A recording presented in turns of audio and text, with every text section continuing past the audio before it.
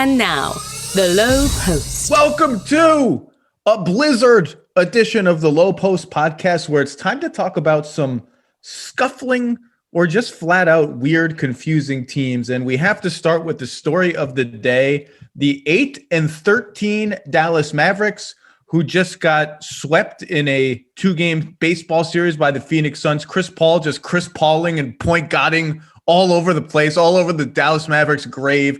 They are 13th in the West, ahead of only the New Orleans Pelicans and the Minnesota Timberwolves, who are very, very bad. And they've lost 6 in a row. Luka has made some alarming comments to the press to help us understand what in the world is going on with the Dallas Mavericks, who, by the way, owe a sweet unprotected first-round pick to the New York Knickerbockers, the feisty New York Knickerbockers, who have a better record than the Dallas Mavericks right now. The one and only Tim McMahon. How are you?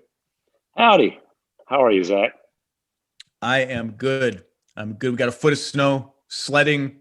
We had a mother and daughter in our yard yesterday who slid into a tree, I almost had a liability issue on my hand. It's a great time.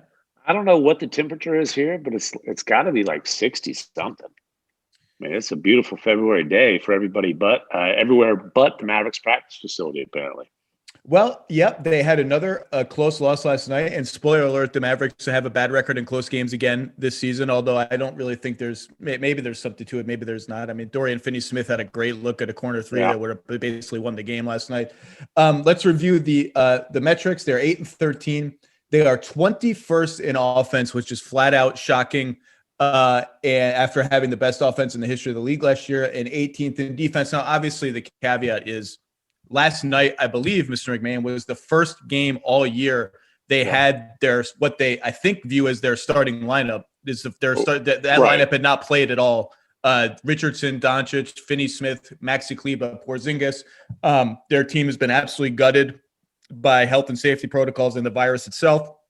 It's hard to know what to make of it, but everyone's back now, and it was very clear last night that they came out with a sense of urgency to try to win that game. They played really hard on defense. Josh Richardson opened the game with a couple of hard driving layups. Kleba got a putback dunk, and they didn't win the game. So what's the level of concern within the Mavericks? Are they still in the virus destroyed us for a while state of mind, or are they now morphing into the, okay, time to win, and this is a little strange that we're not able to do it frame of mind? Yeah, I think it's more toward the latter. And look, there is context here, and there is reason to be cautious as far as overreacting. You know, Porzingis missed the first, I believe, 9 games coming off the knee surgery. Then again, Porzingis coming off of knee surgery is in and of itself a significant concern. And then as soon as he gets back, like you mentioned, they are absolutely gutted by COVID. At one point they had 5 rotation players, 3 starters who were out. They finally got three of the guys back. Brunson was the first back, then they got 3 of them back in Utah and just got their asses handed to them twice by the Jazz without Donovan Mitchell. Not exact. Hey, coming off of this, pandemic illness, you were quarantined for a couple of these guys' cases, quarantined in a hotel room for 2 weeks in Denver. I think they were, legitimately pretty sick. And here's the red hot Utah Jazz in the altitude of Salt Lake City. That did not go well for those guys. Then last night, get Maxi Kleber back. It was a tough one for Maxi, really tough one for Maxi, right down to the final seconds when the emphasis in the timeout before that last play was the one with 1.5 seconds left. Luka misses the 3 at the buzzer. No. 10 seconds. Suns down 2. They're inbounding the ball. Devin Booker's dagger. Yes, fouled the old J.J. Redick play with the Clippers. Now it's Devin Booker with the Suns. Perfectly executed. Great shooter making a great shot. Chris Paul delivering the pass on time. Whatever. Great execution by the Suns. Mavs had a foul to give. That was the emphasis in the timeout. Maxi's all over Chris Paul after the switch. Plenty of time, plenty of opportunity to foul. Didn't get there. So, look, is it progress that they've gone from Luka blasting the whole team for just flat out not giving a damn, saying it honestly doesn't look like we care whether we win or lose, saying this team's not playing hard, there's no effort, to, a few days later, now they're losing in large part because of a massive mental error. Unfortunately for the Mavericks, things are so rough right now that that's actually progress. Let's talk about the offense because, this team was a bad defensive team last year. They made a couple of changes, including a Seth Curry, Josh Richardson trade that they project as an okay to good defensive team. They're about average right now. That's not alarming to me. That'll be fine. The offense being 21st, even with all the injuries, is alarming. We can talk about why that is. There are some obvious reasons. Number one, they're the worst three-point shooting team in the league. There will be an uptick in three-point shooting, again, despite the fact that they baked a little bit of a regression into their team. And if you watched on one of the crunch time plays, like a minute and a half left, Luka had DeAndre Ayton on a switch at the top of the arc, and he couldn't do anything with it. Why couldn't he do anything with it? Because Mikal Bridges was guarding Josh Richardson and was like, well, I don't care if this dude shoots. Right. My arms are 14 feet long, and I'm just going to sit in the middle of the floor and wall off the paint. And if you pass to Josh Richardson, who's shooting, I think, 28% or something from three, whatever it was, go ahead and do it. So that will change. They are 25th in getting to the rim and in percentage of their shots that come to the rim. So they're not getting to the basket as much, and they're taking more mid-range shots. And Porzingis is shooting 30% from three, and they are getting destroyed when Luka is on the bench. Their offense with Luka on the floor, 113 points per 100 possessions, which is good. Not what you want it to be, below what they were last season. When Porzingis plays without Luka, 99, which is worse than the worst offense in the league. And those minutes had become, after a slow start, the Porzingis only minutes had become very, very strong for them last year. They were plus 10 per 100 possessions when KP played without Luka. You can chalk that up to like KP's finding his groove. It'll take some time. Right. But something is just off with the Mavericks when they have the ball. And I'm interested to hear, Tim, watching up close, what you are seeing.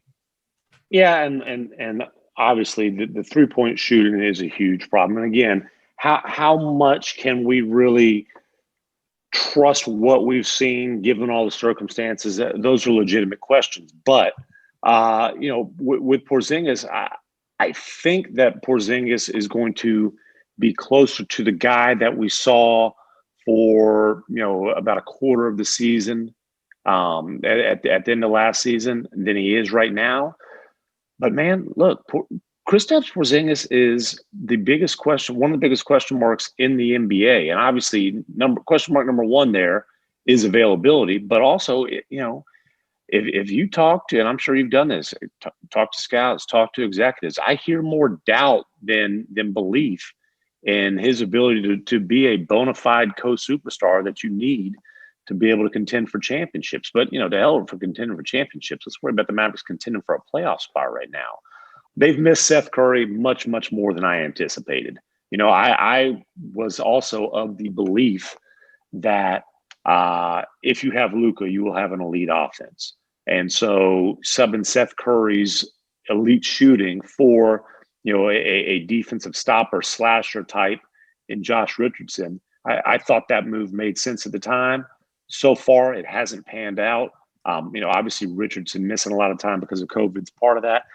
It was too bad for him because he had by far his best performance in a Mavericks uniform last night, and it ended with Devin Booker splashing a three in his face.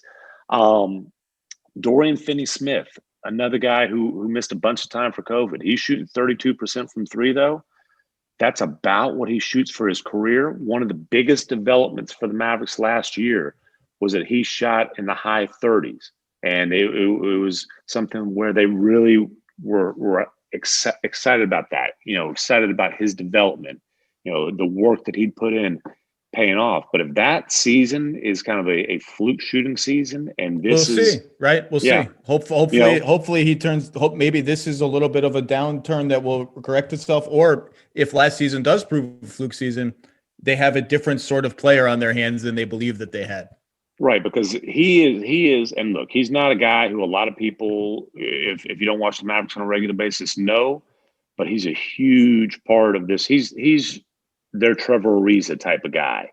He's a 6'8", really versatile defender, He guarded Chris Paul last night. Not that he did real well, but it just kind of shows you how much they rely on him defensively. And the difference between him shooting 38% and him shooting 32% from three, I mean, that impacts a lot to do with space. And, last night, 24 seconds left, Luka's able to get in the teeth of the defense, kicks it out to Finney-Smith, wide open corner three.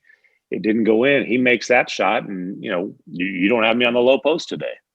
Maybe not. I was going to talk about the Mavs anyway, but yeah, it was a good shot, and that's the proper play by Luka. Yeah. It's a proper play. It's a good. I don't have it in front of me, but I would guess Dorian Finney-Smith shot 40% plus from the corners last year. And look, Luka has to shoot better than 29%, and some of that, I think, a lot of times is shot selection.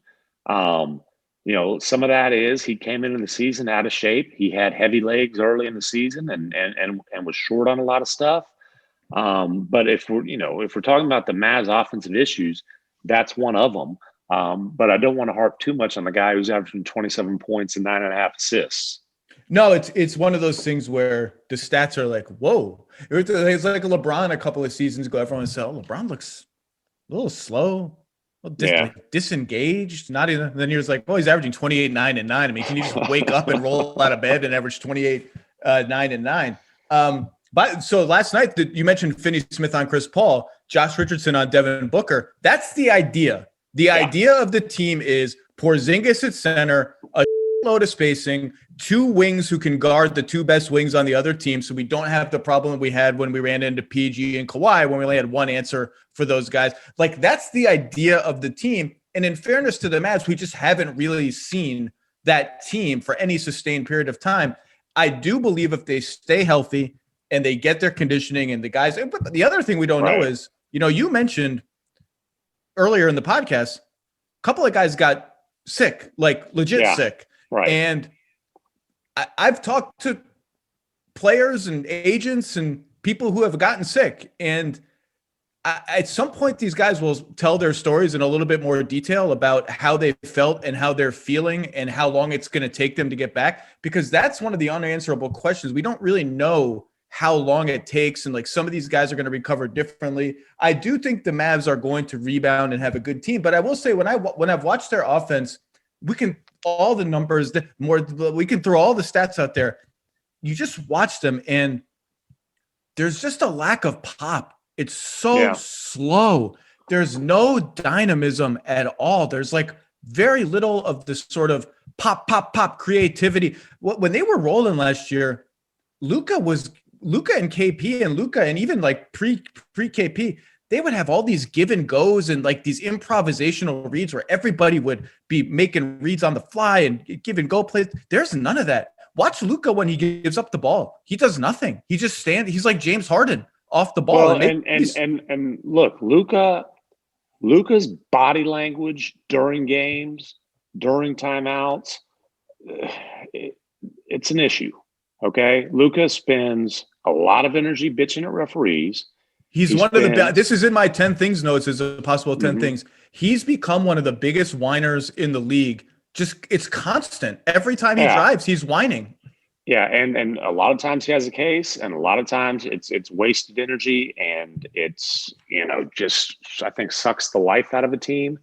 And Luka spends a lot of time slumping his shoulders at teammates. And I think that, and this is getting way out of like, the X's and O's and the numbers and why. But I think the Mavericks did Luka a major disservice by declaring that he was the leader of this team. And he's a great leader.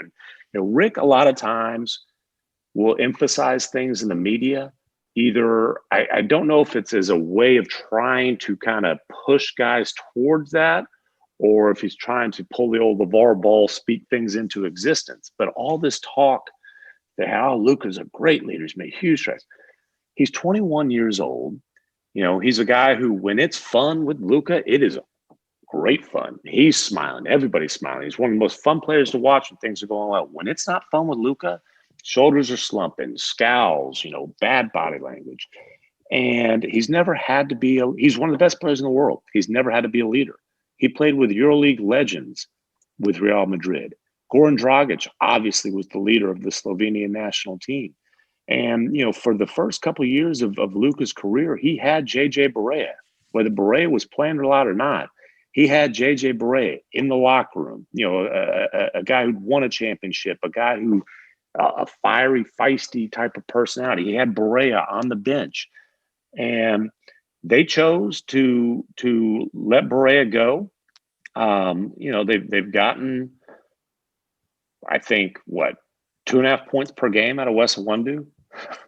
I'm never going to stop being a Wes Iwundu fan. I won't tolerate a Wes Iwundu slander on this podcast, Tim. Okay, I won't do it. My point is this: I think they really did Luka a disservice by forcing this leadership thing onto him instead of letting it develop naturally and taking away his Yoda. Well, maybe Wes Iwundu should just anoint himself the leader of the Mavericks. Maybe a Wes Iwundu Boban leadership council could solve all their problems. And look, they've got James Johnson's trying, but James Johnson's a guy who's just passing through. I mean, he's a upbeat personality, and he's a guy just passing through. Dwight Powell is kind of a role model in terms of work ethic, this, that, and the other. Dwight Powell was a DNP CD last night, and he's never won a playoff series, and he's not. He's a great worker, but he's kind of a Boy Scout personality. He'll work his way back in the rotation. That they'll have him rim running for lobs. He'll take Cauley Stein's minutes in a couple of games or something. That'll come. Well, and I mean, he talk about a tough situation. A guy's coming off an Achilles and then gets coronavirus. And look, if we're going to get back to actual issues with the offense, one, Porzingis needs to play center. He needs that space, but they can't do that. He doesn't have space if nobody respects the shooters around him. Maxey coming back helps that. Although, boy, Maxey missed a 3 last night by about 6 feet. It hurt me. It hurt the backboard so much that I actually recoiled from my laptop watching as if the ball had hit me. Yeah, it turns out missing 11 games with coronavirus does disrupt your shooting rhythm. He was shooting 47% from 3 before that, before last night. But that one hurt. But that's their best defensive lineup. Ideally, Maxey is a guy who can be a solid defensive big and space the floor. A versatile guy, can guard centers, powerful, whatever. Man, Cauley Stein is hustling. He's playing hard. He's done some good things defensively. He's the worst finisher for an athletic 7-footer that I have ever seen in my life. He's probably cost Luka 20 assists this year. It's unbelievable. He also doesn't box out, but that's he doesn't. And really. Their rebounding has been, although their defensive rebounding is okay, their offensive rebounding is abysmally bad. And so look, they're built.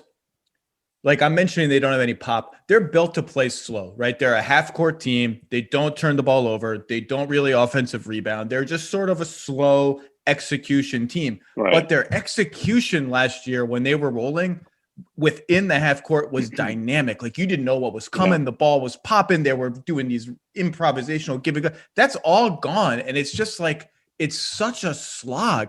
And Josh Richardson's kind of a sloggy player. He's not a super dynamic player. They've got some sloggy guys, but it shouldn't be like this. It just doesn't look right. And I don't know. That's what the magic of basketball is why does it look right when it looks right? And why does it not look right when it doesn't look right? And how do you get it back when it's gone? I don't know, but we'll know when it's back. We'll see it. The moment it's back, it'll be oh, there it is. It's back.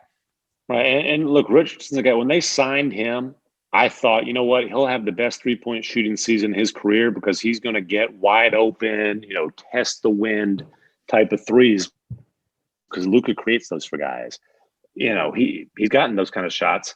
He just hasn't made them so far. And part of the thing with the Mavericks right now and Richardson, I mentioned this with Finney-Smith, especially these guys who missed time because of COVID. But I think Richardson more than any of them because it's a new team, short training camp, so on and so forth.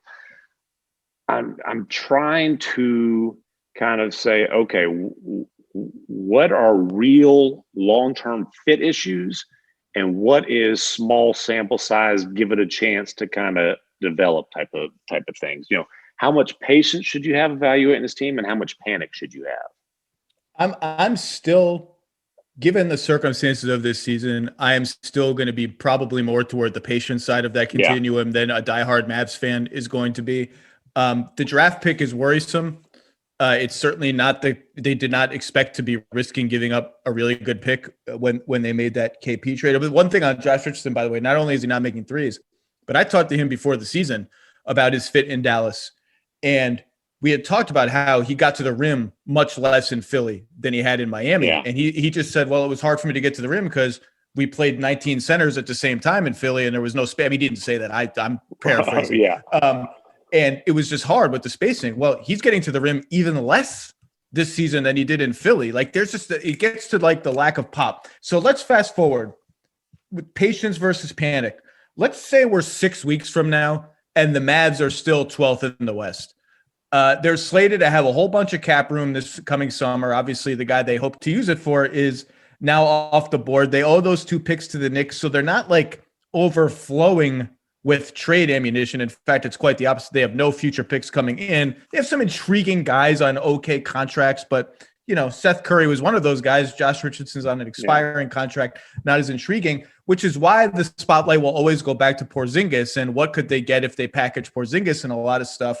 To me, this seems like a status quo season. Like we're just going to see what we have and move forward. I don't see big moves or panic moves on the horizon. But let's just say, Tim, if 6 weeks from now they are where they are now, what do you sense the same? Do you sense they'll sniff around? I mean, I don't think they can really get into like Beal stuff without including Porzingis. And I'm not sure Washington would be super into Porzingis as a or anyone with that kind of trade chip.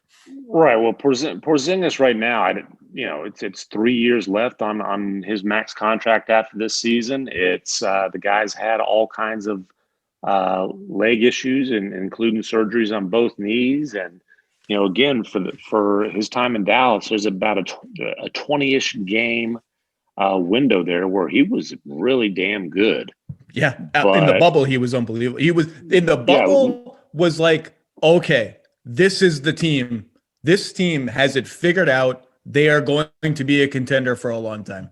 Yeah, and really it was from when, and unfortunate circumstance, but when Dwight Powell went down last year in mid-January and Porzingis shifted to center full time, he got it rolling. And some of that was just, in today's game, he needs to be playing center. Some of that was, him being the point of the season where he'd gotten his legs under him. I think, he had started to figure things out even a little bit before that, but just him playing center really unlocked everything. Now, I think it's interesting now. Teams don't necessarily feel obligated to put their centers on him. For example, when they played the Jazz, Rudy Gobert did not guard Porzingis. They had Gobert guarding Finney Smith, and really this is what the Clippers did in the playoffs too. A lot of times they put their centers on Finney Smith. Yeah, and Gobert was able to play goalie. That's why Finney Smith's 3-point shooting is so important, because he's an absolute critical defensive player for them. He's a great slasher. He's got crashes the ball. He does so many things well. He's a good, even an average 3-point shooter, it's a huge difference. If he's a bad lay off and 3-point shooter, it really screws the spacing up. And then, so Gobert guarded Finney Smith. Royce O'Neal, who I believe is 6'5", maybe 6'6", guarded Porzingis. And they're basically saying, look, you want to try to punish us with Porzingis on the block and have everybody else put their finger in their nose? Please. And everybody knows Rick Carlisle has declared to the world, I don't want to feed Porzingis a bunch of post-ups. I mean, Rick, it was that thing last year where Chris Webber went on and on and on about Porzingis needs post-ups, and Rick basically just fired back after the game. And at the time, Porzingis was averaging, I think, like 0.54 points per post-up possession. There's times where you can get in a little bit of a rhythm down there, but the Kristaps Porzingis heavy post-up diet is doomed for the Mavericks offense. And so, I guess it's a long-winded way of saying, I don't know if playing Porzingis at center right now is really as much of an advantage as it was for the first couple months after they made that shift last season. And then the other thing, look, there's times where Porzingis looks like he's on stilts. There's times he's looked really, really stiff. And, He's coming off a knee surgery, but that's concerning. Well, KP at center is almost less about KP to me than it is about Luka and the driving lanes it opens up for everyone else. In fairness to KP, his post-ups this year in a limited sample have been pretty efficient. I'm looking at the numbers on Second Spectrum now, but it is just going to be an endless diet of turnaround fadeaway jumpers that just don't really scare teams all that much and don't draw a lot of fouls. Yeah, look, I do think that's still the roadmap is Porzingis at center. He's just got to play better. We'll see what happens with the Mavs. It is early. This is kind of a frustrating lost season for them, but we shall see. Mr. McMahon, thank you as always for making time. And I'm tired of seeing that. I hope I see you before 2023, but I do hope I see you before 2023. Sounds good, man. Enjoy sledding. Oh, I'm a great sledder. Elite. I'll talk to you. Take care. Tune into The Jump weekdays at 3 Eastern on ESPN, or check out The Jump's podcast, which features exclusive content and is available wherever you get your podcasts. All right, let's bring on the one and only Kevin Pelton to look at some other confusing teams. Mr. Pelton, how are you out in Seattle, home of the WNBA defending champion Storm and Sue Bird returning for next season? I'm doing well. Not Alicia Clark. That's a little disappointing that she's not coming back to defend the championship. But we're not dealing with any blizzards out here, so can't complain. Yeah, a lot of snow here. A lot of snow. All right, we just finished up with Tim McMahon on the reeling Dallas Mavericks. Mr. Pelton, do you have any hot takes on the Mavericks? Where are you on the patience versus panic continuum with the Dallas Mavericks, as Tim and I called it? I'm much more on the patience side. I mean, predictable. Come on. Well, look, usually when I come on early in the season, people want to talk about all the teams that are playing well, and I have to do my regression to the mean, unsustainable, yada, yada, yada bit, and I'm the buzzkill. And now I get to be a little more optimistic because we're talking about teams that are struggling instead of overperforming early in the season. But, I mean, it feels like there's not one big explanation necessarily for the Mavericks, except for the fact that they were playing without so many guys who contracted COVID. But there's a lot of little things that are going against them in terms of 3-point shooting, that their performance in close games, which is interesting because once upon a time, Dallas was like the outlier in this. They were the exception that proved the rule. From 2004-05 through 2010-11, which is the championship year, they won 67% of their games decided by 5 points or fewer. Nobody else in the league won better than 60%. So it's bizarre that with the same coach that was there for the bulk of that run, or at least the tail end of it, and Rick Carlisle, that now all of a sudden they can't win a close game. Well, I can think of one common denominator that was on the Mavericks from 2004 to 2011, and he might be the greatest clutch big man player in the history of basketball. And one of the reasons I say that Nikola Jokic, as much as we want to compare him to Sabonis and Walton, and that comparison is completely, we all get why. He's an unbelievable passer. He's got a little bit of Dirk in him too, in that he's the rare big man who has proven to be an elite late game crunch time offensive option, because most big men, it's hard for them late in games. It's not hard for Jokic, and it wasn't hard for Dirk. Yeah, I mean, those two guys are shooting a lot of self-created shots, which is, I think, the big difference. I mean, obviously, post-ups are self-created shots to a certain degree, but those become more difficult late in the game. And Dirk and Chris Paul, I think, are going to go down as the two greatest, late game, not the greatest, but relative to as great as they are all game, they go up a level more than even someone like, Jordan. Damian Lillard just... speaking of big shots, it's just ridiculous. I know he takes all the big shots for Portland, but there wasn't a person watching that Bulls Blazers game, not one person, including every single member of the Bulls, who the minute he got the ball did not say, "Oh, it's going in." Everyone in the world, except in Portland, they were like, "Yeah, it's going in." Okay, I'm with you on the Mavs mostly. So the other confusing teams I wanted to talk about today are, and I will list them in order of record, the 12-8 Milwaukee Bucks. Record just you kind of expect the Bucks with the number one offense in the league with a bullet to be a little better than 12-8. The 11-8 Phoenix Suns, about at expectations, but after they were 6-2, people started, look at the Suns. Suns fever, and they're 5-6 since then. A little confusing. And when you watch them play, they're, I think, even more confusing than the numbers would suggest. And the 10-8 Boston Celtics, who have had a lot of COVID health and safety protocol stuff as well, and have been a little hard to figure out. Mr. Pelton, I will leave it to you. Pick one of those teams, Milwaukee, Phoenix, Boston. Who do you want to start with? Well, it feels like every time I come on the Lowe Post, we're obligated to talk about the Milwaukee Bucks for some reason.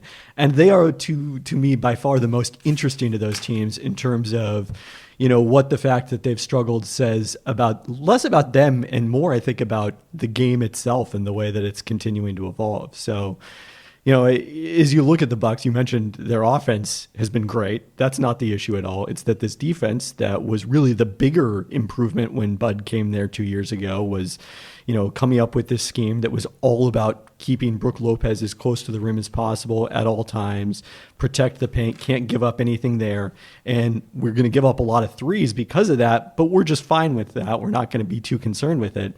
And for a couple of years led by the Bucks, there was this interesting thing where teams that were giving up more threes were better defensively, which is counter how it had long been in the NBA. And then this season, with the Bucks as part of that again, and partially because of the fact that teams are hitting 39% of their threes against them, which is way up from the past two seasons when they were 35 to 36%. Now, all of a sudden, teams that are giving up more threes are worse defensively again. Yeah, and the leaders of that sort of mini trend were, I think, Toronto, Milwaukee, Miami, and Boston. And all those teams are worse defensively this year for reasons ranging from health to roster turnover to luck to whatever. So let's talk about the Bucks. Number 1 in offense by a lot. Okay, good. Number 15 in defense after being number 1 last year pretty easily. And if you look at the fundamentals of their defense, starting with they're exactly the same. I mean, if you look at how many shots are coming at the rim, how many threes are they allowing, how many mid-range jumpers are they allowing, are they defensive rebounding? Yes. Do they foul anyone? No. It's like exactly the same, eerily similar, statistically identical, and yet they have fallen from 1st to 15th primarily, as you said, because teams are shooting 40% from 3, which is the highest figure in the league any team is giving up. So that just begs the question. Is this luck? Is there anything to be concerned about? What are you seeing when you watch the team to answer that question? I think this is a fascinating question, how much control teams have over what opponents shoot from 3. It's something that I guess has become the topic du jour in NBA nerd Twitter right now. Well, that sounds like a terrible place. What a horrible place. It's not so bad as long as you're into esoteric discussions of 3-point defense. But I think at some level there may be some factor that we don't know about that explains why some teams seem to defend open threes or seemingly open threes better than others that maybe someday will unlock. But for now, there's not really anything I think that you can do to understand it better than to assume that everyone's going to come back to average. And, if you look at the underlying shot distribution of their threes, the things that people usually point to, they're not giving up more shots from the corners. They're actually giving up way fewer shots from the corners relative to past years. 10th lowest share of corner threes in the league. So they're doing but what Bud wants to allow is above the break threes from okay shooters. That's largely what appears to be happening. And there's not a higher percentage of them or that are wide open, no defender within 6 feet based on the second spectrum tracking in the past. That's down from last season. So it's just these shots that last year weren't going in this year are. And, I think there was a couple of years ago, we discussed this. This was another popular trend, was this theory that the Bucks are like picking and choosing the right shooters to leave open. And, we're going to close out hard to your Seth Currys and leave, your Ben Simmons, I guess if you're playing the Sixers, wide open and make that guy shoot threes. And there didn't seem to be a lot of evidence for that. Our friend Seth Partnow of The Athletic, who notably worked for the Bucks when Bud got there, was very skeptical publicly of this theory. And I do think it's kind of disproven this idea that, the Bucks and teams like the Raptors as well can control opponent 3-point percentage by leaving the right guys open. All right, well, let's talk about what mechanically is actually happening on the floor. There was a lot of panic in Bucks Twitter. Really, it's a tough place, Bucks Twitter, after the Bucks got waxed over the weekend, back-to-back games, the Pelicans and the Hornets put up 131 and 126 on last year's number one defense, just raining threes from everywhere. And it was most notable in the Charlotte game. It's happened in other games this season, but it was most notable in Charlotte game. The Bucks, who have been allergic to switching, phobia of switching, refusal to switch, began switching like willy-nilly. That's right. I said it. Willy-nilly against the Hornets. LaMelo Ball, Cody Zeller, pick and roll. We got to switch it. It's an emergency. We cannot leave Cody Zeller open for a pop three. Got to switch it. Against Portland last night, Monday night, they obliterated the Blazers. They switched a lot too. Sometimes they switched, sometimes they didn't. And you could tell, especially in the Charlotte game, switching is not something they've done a lot, because they would switch a pick and roll and then Charlotte would run something else, and the Bucks would get confused. So they'd run a pick and roll, switch, fine. Okay, we have Brook Lopez on LaMelo Ball, suboptimal, but we'll deal with it. And then there'd be a flare screen somewhere else, and two other Bucks would be like, wait, are we switching? Are we not? Oh, shoot, somebody's open. There's the three. And it's very interesting, because this is the discussion we've had about the Bucks for 3 straight years now, is when you get to the playoffs, do you have any variability in your defense, or are we really just going to ride or die with Brook Lopez is going to be hanging in the paint? We're not going to switch anything, even though we have really, really switchy personnel. So Tyler Hero and Duncan Robinson, two more or less identical physical players with almost identical skill sets, run a split action off the ball. No, we're not switching. We refuse to switch, even though it's the easiest thing to do. Oh no, Duncan Robinson's open again. Oh no, we lost, and Giannis is, eligible for a supermax. It's a disaster, blah, blah, blah. Now they're trying to switch, and clearly this is what we've all been asking for, is live with the growing pains in the regular season so that you've mastered it by the playoffs. So I don't think it's fair to watch them screw up switching in the regular season and panic about it when you've been asking Bud essentially to screw up the regular season in order to win the long game of the playoffs. However, I do think it is interesting that, like, LaMelo Ball, Cody Zeller, just don't switch it. Like, it's not really dangerous. Like, it's not like, then Damian Lillard and Anthony Simons run a side pick and roll last night, and they don't switch it, even though it's a guard action. Anthony Simons flares to the corner for a wide open three. It will be interesting seeing the rhyme or reason with which they do this, but it's very clear that the edict has come down from somewhere. We're trying it, and the initial foray into switching has been scattershot, as we would expect it to be. But I guess if we've been asking for this, we should applaud them for doing it. I'm just more interested in seeing them switch things that actually need to be switched than a LaMelo Ball, Cody Zeller pick and roll. But maybe the way you get good at switching the stuff that needs to be switched is to just try to switch everything and just practice it. I guess. I don't know. What are you seeing out there? Yeah, I mean, you'd rather have us, as you said, in there in February against Charlotte than in whatever month the playoffs happened last year against Miami. My thought on the Bucks has always been more that it needs to be a switching unit, because it's always going to be a struggle when you're switching with Brook Lopez onto guards, and he is awesome around the rim. You do want to keep him there. That's been great for them. But you know who has not been awesome protecting the rim? Bobby Portis. He's been extremely poor. The Bucks rim protection numbers are way down, even though the attempts are similar to last year. And it's basically all when Lopez is off the court. They allow 56% shooting at the rim with Lopez, according to Cleaning the Glass. Without him, that jumps to 68%. And those are almost all Portis minutes. So he's the guy I'd like to see switching, not Brook Lopez. Interestingly, last night, in something that I thought, like, checked the makes sense column, when they had Portis in the game, they experimented with, they put Torrey Craig on Enes Kanter, and they hid Portis over on Carmelo Anthony. And they switched all the Lillard Kanter pick and rolls, even though putting Torrey Craig on Enes Kanter, you would think, well, that's death by post up and offensive rebound. They were like, let's try it. Let's switch. We don't want Dame popping into, walking into 25 footers. And it kind of worked like that. It's interesting. The Bucks are sort of navigating this now. And, another interesting thing is, you mentioned the switch lineup. Giannis has played 28 minutes the entire season without Lopez or Portis on the floor. I guess I put a couple other bigs into that, so it might be a little bit more. But regardless, he's played almost no center. And I think a lot of us thought the natural playoff end game for the Bucks when they need the switch everything versatility is Giannis at center. Obviously, that's Middleton, Holiday, Giannis, XX. Just fill it out how you want, who's hot, who's not, whatever. It is curious, I think, that we just haven't seen very much of that. You would think if this is playing the long game for the playoffs, part of that would be, well, let's try this a little bit more. Yeah, and maybe that's one where they are concerned about the wear and tear on Giannis and feel like that one is better saved for the playoffs.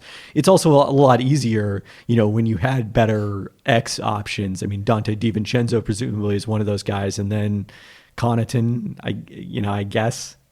There's been a lot of clamor for Torrey Craig. Torrey Craig is Milwaukee's savior, I think, has been yeah, but you're right. I mean, it's there's not a ton of options. Thanasis Antetokounmpo was in the rotation for a while. He's out of it now. Then you have the little guy guards, Bryn Forbes and DJ Augustine. And Bud has, I think, wisely concluded we can only play one of those guys on the floor and not two.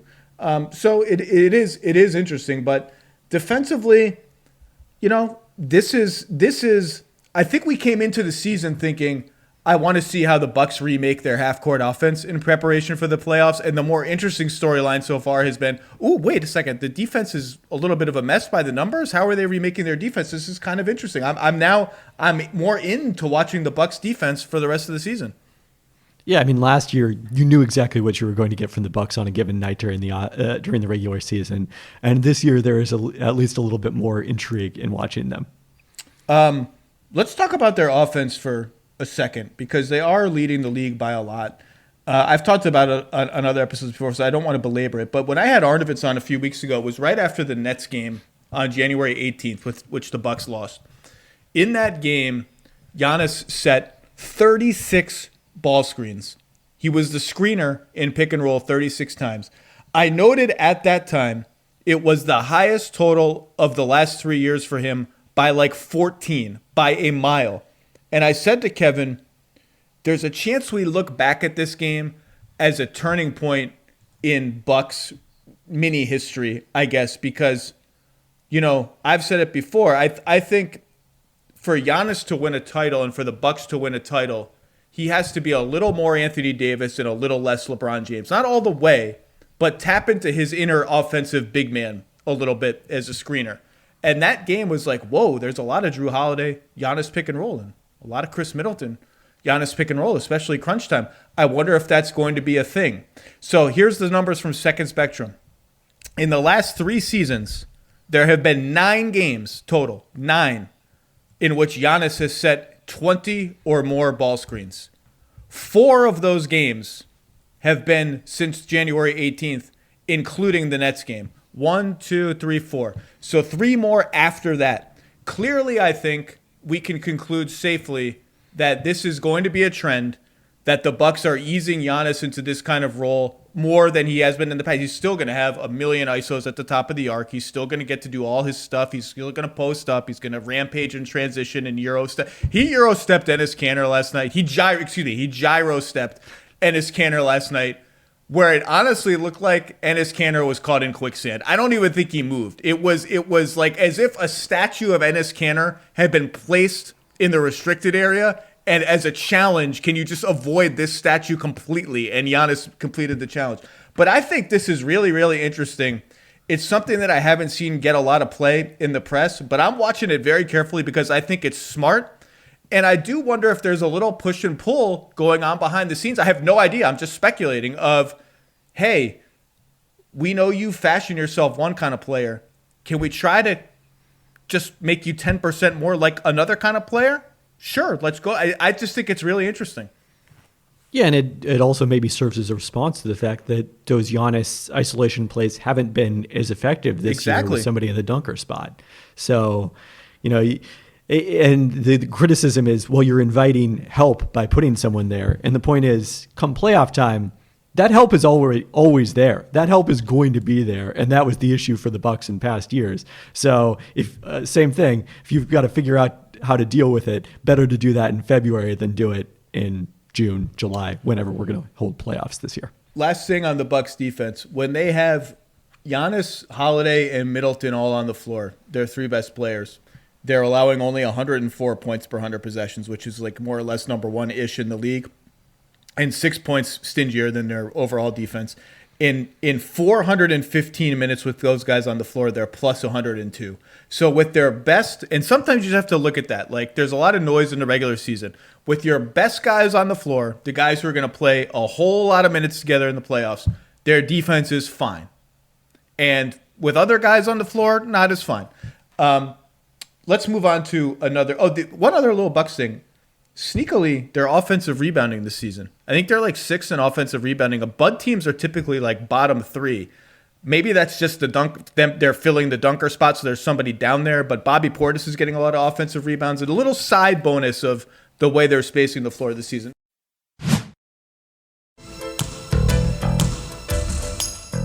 Let's move on to another team. Do you want to talk about Phoenix or Boston? Let's talk about Boston.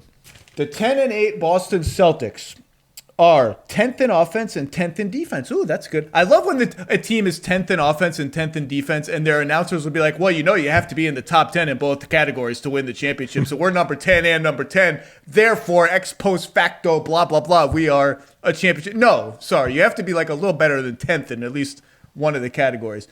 I don't know what to make of this team. They look amazing some nights. They look some nights. They played the Lakers real tough recently, and they lost. Kemba has barely been back. I think he's played, 8 games or something like that. Smart is hurt now. Tatum missed a bunch of games. When those 4 guys are healthy, they should be really, really good. I don't know. What is there anything to the starting 5 from the bubble last year, without Hayward since he was hurt. So the 4 guys I just mentioned, and Tice has played 21 minutes the whole season. I don't know what to make of this team. What do you make of them? I think they're ahead of where I expected them to be at this point, given the fact that Kemba was going to be out to start the season and their depth was going to be so compromised with Romeo Langford also out. And we had so many questions about their bench, which, Peyton Pritchard has been a pleasant surprise before his injury. So I still think there's some work to be done for the Celtics before the trade deadline to try to figure out how to upgrade this bench. But all things considered, I think they're in a good spot to still be in position to have home court advantage right now, despite all those things. And then, playing 5 games without Jason Tatum. Yeah. And, the big question to me, I thought their defense would hold steady. They just have good defensive fundamentals. And their defense is 10th now. Their question to me was, is this team without Kemba going to be able to score? And particularly when one of the Jays was on the bench. And it was rough for a while when one of those guys would sit. Sometimes it still is rough, but they've held pretty steady. And both of those guys, Jalen and Jason, have been just blow the doors off outstanding. And their offense to be 10th with Kemba not playing much and struggling in some of the games he did play, I think is a huge win. A sign that those 2 guys are absolute legit NBA stars, probably perennial all-stars at the position of most urgent need across the league. And if that's the case, I think the Celtics should continue to behave as like our window to win is now. Our window to contend is now. As long as those guys are entering and in their primes, we should act with urgency. We've had all these extra picks in the past. Most of them have been used up, but we can still make some things happen. But we should act with urgency. Even at 10-8, I think they have to be encouraged. And, look, Brooklyn, everyone wants to judge the Nets. I think Harden, Kyrie, and KD have played like 120 minutes together. It's early. They can't defend anybody. It's going to be a while. Milwaukee, we just talked about. I mean, it's not like the East is sort of, other than Philly, who, has been really impressive, is like run away from Boston. I think they should look at this as, I agree with you. It's kind of encouraging. It is a little weird. I just can't really get a feel for them. I would say if I have one concern, like watching Kemba, he looks like Kemba, but his free throw attempt rate is down, and that's a bit of a concern to me that, is he still have the same level of explosiveness, ability to get to the basket, those sort of things. That's fair, and they're getting to the rim a little bit less and taking more mid-rangers and fewer threes, but nothing that's sort of alarming to me. And Jalen and Jason have been just really, really good, man. I mean, really good. And the Celtics take a lot of guff for not making trades, and they're always at the goal line of trades. And, they did make a pretty big trade for Kyrie Irving, and I think they're going to be aggressive at the upcoming trade deadline. I will say, so now that we've had a couple of months to digest this, I think it was pretty well documented, including here, that if the Celtics had wanted Miles Turner on their team, they could have had Miles Turner on their team. How does that decision? They still have the big trade exception, and we'll see if they're able to use it from Hayward going to Charlotte. How does this decision look now with the benefit of some time? I mean, Miles Turner has been awesome this year. He's maybe the defensive player of the year so far. So he does look like a guy you'd want on your team, especially, it does feel like Danny Ainge is probably more concerned about their lack of size as reflected by the Tristan Thompson signing and, some of their other moves in the past than I would be. I would probably be more okay with, just having Daniel Tice, even if it means that sometimes he might struggle against a matchup like Bam Adebayo in last year's conference finals. So from that standpoint, it's not aged great, but you've still got the optionality of we have no idea what this trade exception might become, and it might be something that, better fits with the Celtics core down the line. I mean, my bigger criticism was always why the Pelicans didn't try to jump into that and get Miles Turner, because he seemed to me like the perfect fit next to Zion, and I don't think anything that's happened in the last month or 2 months has changed my mind on that. Yeah, he's averaging like 4 blocks a game, and he's not chasing blocks. He's not leaping himself out of position, not getting rebounds, not boxing out to chase shot blocks. He's been really good. Boston also 25th in free throw rate. That's a little problematic. A lot of turnovers, much more than usual for a Kemba team. Again, this hasn't really been a Kemba team this year, so that should normalize. But Smart's going to be out a couple weeks. This is another team where I'm like, we just got to see how it looks. Who on there? We've already seen more from Peyton Pritchard than I think they expected. Ojelay's given them some nice minutes and has kind of jumped Grant Williams in the rotation. So they're figuring some things out. Overall, though, Tatum and Brown have been so good that I think that just solves a ton of problems. Jaylen Brown, my God, 27 a game. I can't say, even as a Jaylen Brown optimist, that I saw that coming. I mean, it's been incredible. And one of the things that frustrates me sometimes, and we saw this with Tatum the last few years, is people assume that development for players is going to be linear. Like, okay, you're going to get 4% better this year and then 4% better the next, or whatever it is, because that's the average of all players. But when you look at one individual player, it never goes like that. Like, it's 2 steps forward and then maybe it's 1 step back and that sort of thing. And Jaylen has taken probably 3 or 4 steps forward this year. His playmaking, I think his assist rate's about 20%.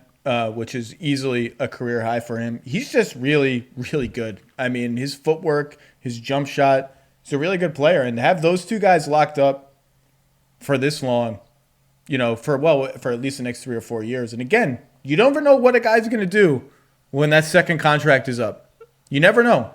Everything looks copacetic now, but you never know. And that's why I think they have to look at it as, we got to try to win now. Like, our window's open now. Let's try to win. Let's talk about the Suns for a bit, because the Suns are always interesting. Diehard fan base, off to a great start. A lot of Chris Paul hype. They are 11-8 coming off the sweep in Dallas. 17th in offense. Not great. 5th in defense. Very, very good. Both their starting lineups, one with Jay Crowder and their current one with Cam Johnson, are negatives in plus minus. The craziest stat of the year so far to me, or one of them, is when Booker plays without Paul, plus 63 in 170 minutes. When Paul plays without Booker, plus 55 in 220 minutes. When the franchise guards play together, minus 32 in 361 minutes. That might be something, might be nothing, might be everything, using the jump format that we use sometimes. I don't know.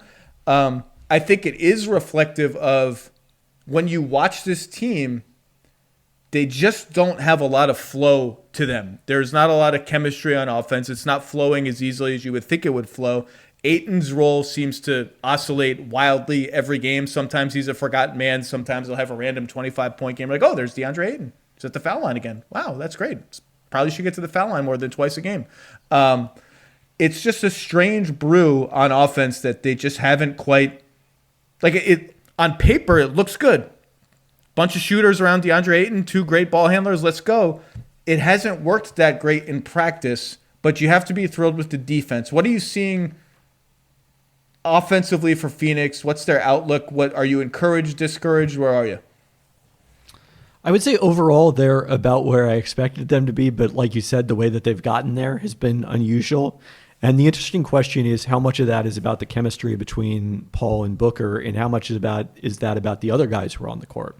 Because that also overlaps with, they've generally struggled with Ayton this season, or, been okay with Ayton. And they've just destroyed with Dario Saric in the minutes that he's played at center, which have come with typically one of those two guards with the other one resting. Yep, so, they are -2 per 100 possessions with Ayton on the floor, +13 with Ayton off the floor, and +19 with Dario playing center. Dario's been hurt for a while, but yeah, those lineups have absolutely killed it. Saric has been great for them. Yeah, and I think that maybe his best role is at center, even though you're giving up a great deal in terms of rim protection. It's just such a difficult group for opponents to match up with. I mean, the one guy we haven't mentioned yet, though, I think we both have great fondness for is Mikal Bridges. And like the fact that he's starting to do things off the bounce this early in his career is really exciting to me. If he hears this somehow, if his ears are burning, he might reach all the way from Phoenix and pat you on the back in Seattle with one of his arms. His arms are so long. And yeah, off the dribble, he's aggressive. He's getting to the rim. He's shooting 42 or 43% from three. Mikal Bridges is, if you made in a lab, give me a complimentary 3-and-D player. The lab would just be, can I just clone Mikal Bridges? Not the bad news, but the news for the Suns is those players, when they hit free agency or get eligible for extensions, tend to make more money than a 3-and-D role player, quote unquote, should make. Mikal Bridges is about to get paid. He deserves it. He's been fantastic for them. The other guys, Cam Johnson shooting 37% from three. Think you hope for more. Crowder's down to like 32. I think, you'd hope for a little better than that. And they're playing around with like who's the extra guard off the bench? Is it Langston Galloway? Is it Etuan Moore? Is it Javon Carter? Oh my God, there's Abdel Nader. I forgot about him. Oh, now he's gone again. Those minutes are a little dicey. I'd like if they could have one more perimeter guy. And I've always had a soft spot for Etuan Moore. I kind of want it to be Etuan Moore just because I like him. But yeah, the Paul Booker thing, it's very your turn, my turn. It's like you see glimpses of like Paul Ayton run a pick and roll, and Ayton scrambles down and sets a pin down for Booker, who then catches and moves in. You see glimpses of that, but it's really like it's a little sludgy, more so than I thought. Well, maybe the best glimpse of that would probably be the game-winning shot on Monday night, right? That's an action on one side with Paul, and then Booker's coming off and coming free for the game-winning three. I mean, that's what you would dream for from this group, and the fact that they're still muddling along in a playoff spot, non-play-in spot in the West without those guys clicking, I think is probably ultimately the best news for the Suns. And they play super slow, aka Chris Paul's on the team. They are 29th in free throw rate and 29th in the percentage of their shots that come at the rim. Some of that is, again, they have two great mid-range shooters who are going to take a lot of mid-range. Devin Booker sometimes take these mid-range shots. You could do one of those things that the internet does where they like put side by side a Kobe shot and an MJ shot and they're the same. You could do that for Devin Booker and Chris Paul. Like snake around a pick and roll left to right, arrive at the right elbow, mid-range leaning jumper. They're very similar. Chris Paul last night, what he did to Porzingis on that one step back, that was like a war crime. That violated the Geneva Conventions. I mean, that was just so grotesquely awful, bad behavior to do to Chris. Did you see it? Like Chris, it was really bad. I did feel bad for KP on that one, my fellow KP. Your fellow KP. But some of that chemistry will come with time, and but they do need to sort of get to the rim a little bit more. And like Ayton is one of these guys. I just can't figure him out. I can't figure out what he's going to – and it makes me endlessly intrigued and want to watch every Suns game because I just don't know what he's going to be. He wants to shoot all these fadeaways from the post, and yet sometimes he'll seal somebody early and put them in the basket and draw a foul and be like, I want that guy. Defensively, you and I have talked about it a lot. He made huge strides last year. I feel like this year – he hasn't been as good. And we saw several instances last night against Dallas where he would drop to contain a pick and roll and then he would leave as if his job was done, and his job wasn't done. And the ball handler would be like, oh, he left. Also, I'm going to go shoot a layup because no one's in my way anymore. That was the kind of stuff he was doing on the regular in his rookie season that I thought he had ironed out of his game. So I'm back to sort of like, I just don't know he's going to be a good player. Clearly, his talent is prodigious. I just don't know now on either end quite what I'm going to get from him every night. He's a fascinating player. Yeah, I was looking at his numbers yesterday. It's interesting how much more similar in a lot of ways they are to his rookie season than they are to year two. Like he's kind of, whether it's the fact that they have a second ball handler or shot creator and now that they aren't asking him to do as much of that or what, he has kind of, I don't want to say reverted because he was still a good player, but like you said, that development we saw in year two hasn't necessarily carried over. I think one of the reasons they feel your turn, my turny to me is in some alignments, not all of them, but in the Phoenix one of the penalties you pay for playing small, so for playing, like Cam Johnson's a wing playing power forward. I mean, that's what they're doing. It's fine. Like that's the way of the NBA. But they only have one screen setter on the team. Ayton is the only screen setter on the team. So what you would envision in your head is Paul pick and roll on one side, bend the defense, whip to the other side of the floor. There's another pick and roll ready. Well, no, there isn't because Devin Booker has to wait for DeAndre Ayton to meander over there because Cam Johnson's not a screen setter. You know, Jay Crowder's not a screen setter. Mikal Bridges is. They can be, but the defense doesn't really care. They're probably just going to switch those plays. I think that's one of the reasons why they look a little stuck in mud is kind of built into their team. But, you know, you have to figure their starting groups will click a little bit. And there's nothing. The last big Suns question I'll put to you is there anything that sticks out about their defense to you that is like, well, this is a fluke or this is unsustainable? When I watch them, to answer my own question, I'm just like, they're a pretty damn solid defensive team. Like I don't think there's much fluky going on. Yeah, I would agree with that. I mean, you know, you look at 3-point shooting, it's a little below average, so maybe that'll come up a little bit, but not, you know, maybe that pushes them outside of the top 10, but I don't think it pushes them below average. Yeah, they don't. I think they've allowed the second fewest threes in the league, so they've clearly prioritized that. They're number 2 in defensive rebounding. Like they're just sort of taking care of the fundamentals that they can take care of, and whatever Monty Williams is telling them to do, they're more or less doing it. I think they're just a good, solid defensive team. And now that Booker is back, he just missed a handful of games for I think a hamstring or some kind of leg injury. Maybe they can get rolling again, but they're a lot more than usual this year, which is not surprising given the circumstances. Doesn't it feel like there are just a lot of teams where it's just, I don't know what I'm getting on a particular, and you look at the records, they're all bunched up. There's a million teams that are within 2 games of 500 in either conference or right around there. Teams have risen and fallen and risen and fallen. Like, I just don't, like, what am I getting out of the Hawks every night? I have no idea. I have no idea who's even going to play for the Hawks every night. What am I getting out of, the Grizzlies have won 7 games in a row, spread over 2 months, it seems like. I just don't know just a strange season as one would, even the Kings are hot, Kevin. That's it. Yeah, that's all I have to say. The Kings are hot. I have no other commentary. Well, teams were making like 45% of their threes against the Kings the first month of the season, and it turned out not even against Sacramento's defense is that level of play sustainable. But yeah, I feel like everyone in the league is 2 good games away from feeling like, hey, we're in great shape, and 2 bad games away from being in crisis. Oh, can I say one thing about the Kings? I'm going to nominate someone for most underappreciated NBA player. Do you know who I'm going to nominate? Rashawn Holmes? No, but he would be a good candidate.